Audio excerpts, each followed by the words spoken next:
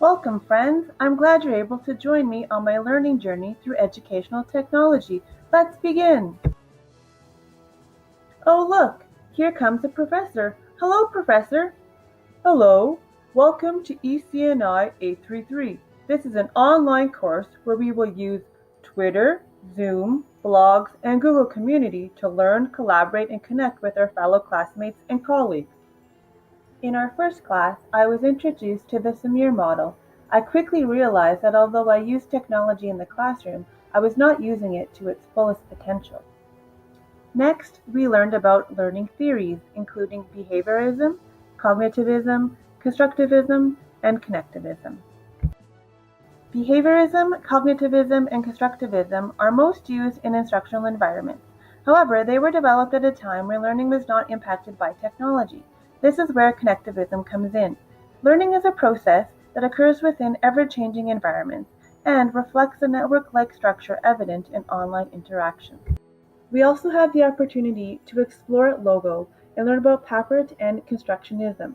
According to this theory, learning occurs through participation in project-based activities where students make connections between different ideas and knowledge. Next, we took a look at audiovisual technology and its importance in the classroom. It not only creates a stimulating and interactive environment which is conducive to learning, but it also allows students to develop skills integral to future employment. AV technology in the classroom can include, but is not limited to, laptops, iPads, smartphones, YouTube, projectors, and interactive whiteboards. We then learned about productivity tools such as Google Suite.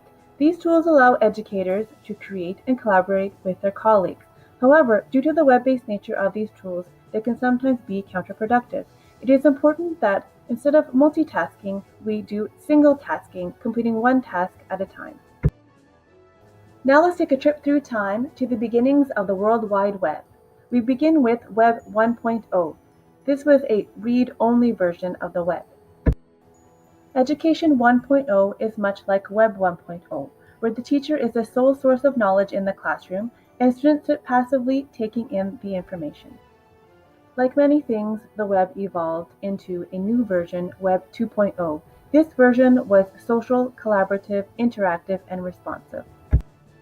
Web 2.0 tools include Facebook, Twitter, YouTube, blogs, the list goes on and on.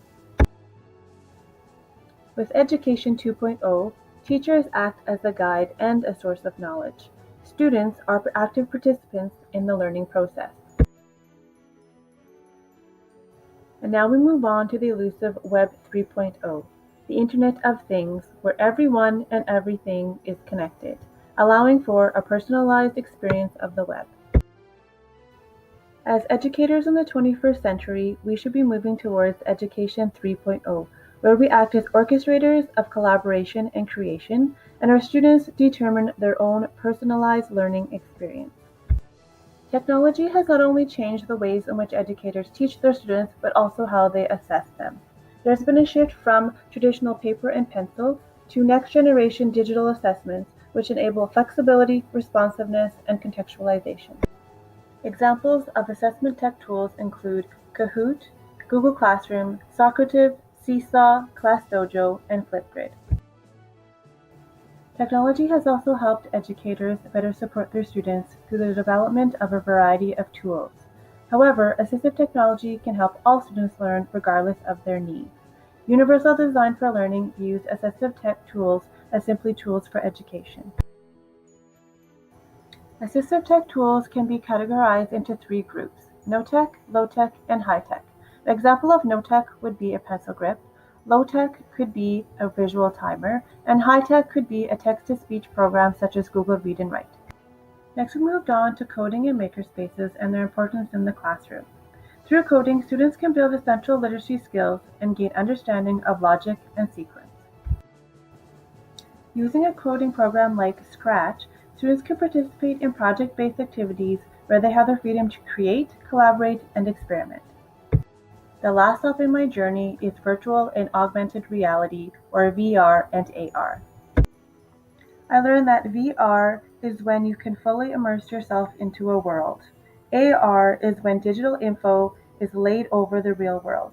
and there's something called mixed reality, where digital content is mixed into your world and it reacts and responds to your space. Now, what does all this virtual stuff mean for me as an educator? Well, I can use it to increase student engagement in my classroom. I can also use tools like Google Cardboard and Google Expedition, along with other VR apps, to allow my students to participate in virtual field trips and explore places that they normally wouldn't be able to visit. Wow, that was quite the adventure. I can't wait to use all these new tools in my own classroom. Thank you so much, Professor. You're very, very welcome. I'm glad that you enjoyed this class and you've learned so much. Good luck!